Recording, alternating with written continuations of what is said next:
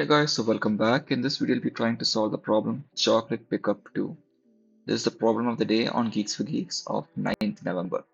Alright, you're given a square matrix of size n into n, and you have certain numbers on each block. Okay, now these numbers they represent the number of chocolates on that particular block. Now, if it is -1, it means that the path is blocked. You can't take any path which has -1 on it. Alright, you have to find out the maximum number of chocolates you can take by going from the starting square all the way till the ending square and back up. Okay, so I'll be explaining what that means. Say, for example, we have a matrix like this. Alright, we start from 0, 0, that's our starting index, and we have to go to 2, 2. Right, so the path in which, like in this particular example, the path in which you get the maximum chocolate are as follows. Right, from 0 you can go to 1 chocolate, 2, 3, 4, 5. Then we can go back. We won't count this chocolate because we added that already. Then we can go here 6, 7. Then we can come back to our starting point. So in total, 7 chocolates are what we can get at the end, right? And there's like another example, it works the same way. So let's see how this works. Okay. Now, as you guys might have guessed already, this is a DP approach, right? We have to use dynamic programming in order to solve this. Now, the reason for that is we can store the maximum number of chocolates we can get at every state. Okay, so we'll be having rows and columns, right? So I'll be having a DP array. Okay, this will also be a triple nested array, right? So you'll have R1, right? You'll also have C1 in this. I'll be explaining what C1 is, like row and column 1. That should like straightforward. Then we can also be having R2. Now I'll be explaining what all of these are. Okay. Now the approach we'll be following is as follows. Okay. Instead of thinking of this problem as one single robot going from 0, 0 till the end and traveling back up, we can think of it as two robots which are being used. Okay. The first robot will go from the starting square all the way up till the end. The second robot will be in charge of going from the end all the way to the starting square.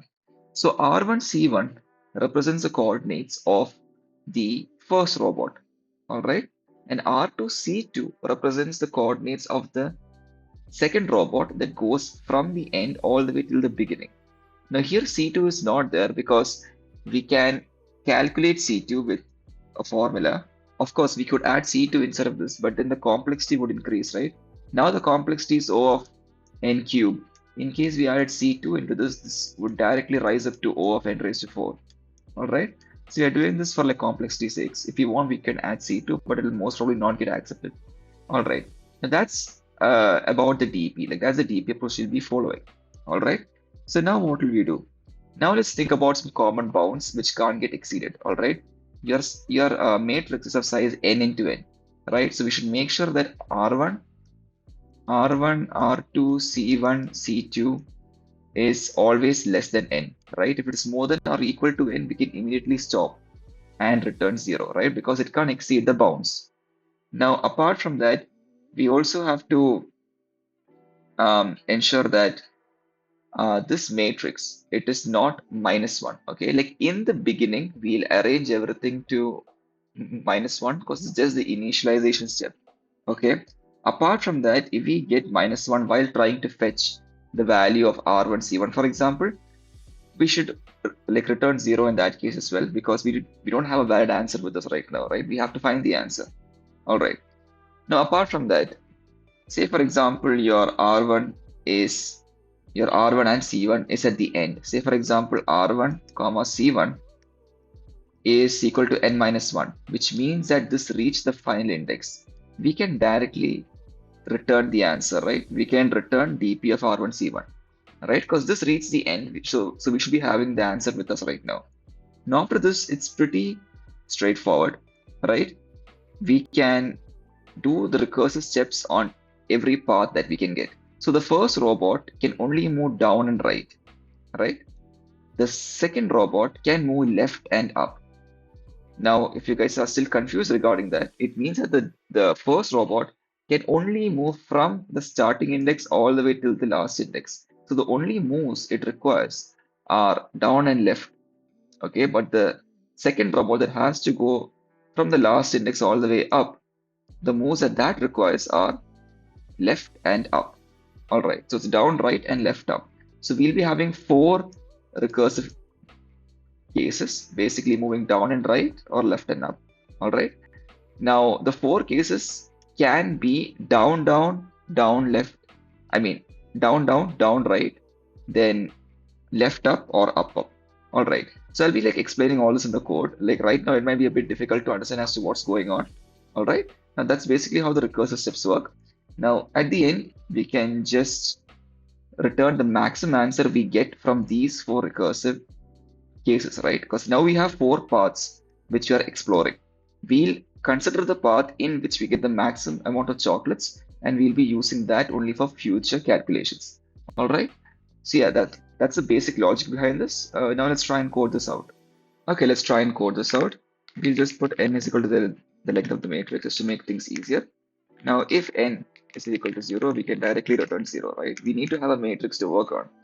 Now, what do? If mat of 0, 0 is equal to -1, or mat of n minus 1 is equal to -1, return 0 in this case as well. Basically, if the starting and ending blocks are blocked with -1, we can't go anywhere, right? Our entire path is blocked, so we can return -1 in that case as well. Now is where we create memo, right, which will be our DP array. So it'll be a triple nested array, as I said. So -1, right, for blank in range n, for blank in range n. Right, the same thing that we did in the problem, I mean, in yesterday's problem of the day. All right, the same concept is being used here as well. Now we have to create the recursive function, right? So def solve, we can call it R1, C1, R2. As I said, we won't be using C2 for complexity purposes, right? We can calculate C2 here. So C2 will be equal to R1 plus R2 minus C2. All right. Okay. Now here is the base case. If R1 is more than or equal to N, right? Or C1 is more than or equal to N.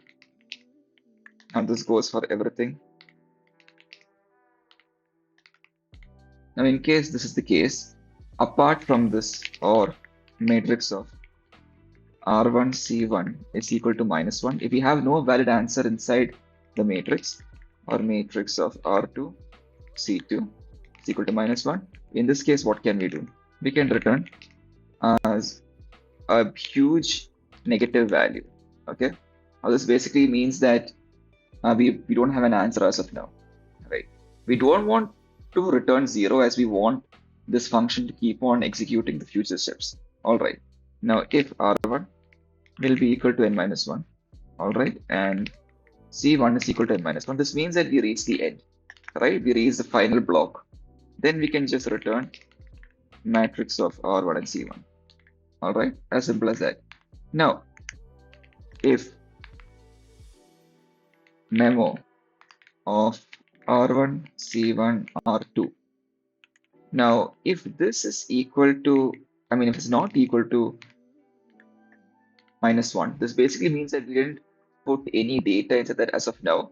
The current answer what we have, right? We can just put that inside it. So we can just return memo R1, C1, R2. All right, as simple as that. Now, for the chocolates, initially the chocolates will be 0, right? Now, if R1 will be equal to R2, right, and C1 is equal to C2, then what can we do? We can just directly set chocolates. The spelling is right, yeah. It's equal to matrix of R1, C1. Otherwise, if that's not the case, we can set chocolates is equal to matrix of R1, C1 plus matrix of R2, C2. Now, I'll be saying what this means exactly. As I said, we'll be following a path with 2 robots, right? Like not just one. So if both the robots are on the exact same square, we should calculate the amount of chocolates in that square only once, right? Because they're on the same block. But if they are not on the same block, we can calculate the number of chocolates as the individual number of chocolates on each of their blocks. So I can just take the example here, right? In this particular example, from 2, when we came back to 1, we'll calculate this one chocolate only once, right? Because while going, we counted that already, right? So that's a concept, that's a concept being used here, all right? Now, apart from that, here comes our recursive calls, okay? So move dd, right? Down, we can just do solve of r1 plus 1, c1 and r2, if I'm not wrong. Or I'm sorry, r2 plus 1, c1 and r2 plus 1. All right. Now the next path we can go is down, right? So move dr, we can just call it solve of r1 plus 1, c1 and r2. All right. Now we can move right down as well, the inverse of this. This will also be equal to solve of r1, c1 plus 1 and r2, right? R2 plus 1, because we're moving right and down. Now the last one is move r, which will be equal to solve of r1, c1 plus 1 and r2. All right. These are the 4 recursive steps we'll be doing. Now what we'll be doing at the end, we calculate the maximum of them, right? So I can just call it as max future will be equal to the max of all of them, right? Max of move dd, move dr, move rd, right? And move r. Okay. Now we can just set memo of r1, c1 and r2 to be equal to chocolates, right? Chocolates plus max future. Basically, the current answer what we have plus the answer that we got right now after the recursive case. All right. Then we can just return that memo r1, c1 and r2. All right. Now that should be about it. Then we can just return. Okay, I'm sorry. We should save that into result. Result will be equal to solve of 0, 0, 0. Then we can return the maximum of 0 or result. All right. Let's see if this works. Okay, there is a few errors that were there. The first thing is this formula, right? It should be R1 minus R2 plus C1. Okay, we're initializing this table. It's not just minus 1 we are doing. We are supposed to initialize it with n number of minus 1s which can be there. All right, as yesterday's. I forgot to put this in. All right, and apart from that, while returning, I'm sort one open bracket over here, right? And now it works. Let's see if this gets submitted. And there you go, it works. If you have any doubts, do let me know down below. And that's it for this video. See you in the next one. Goodbye.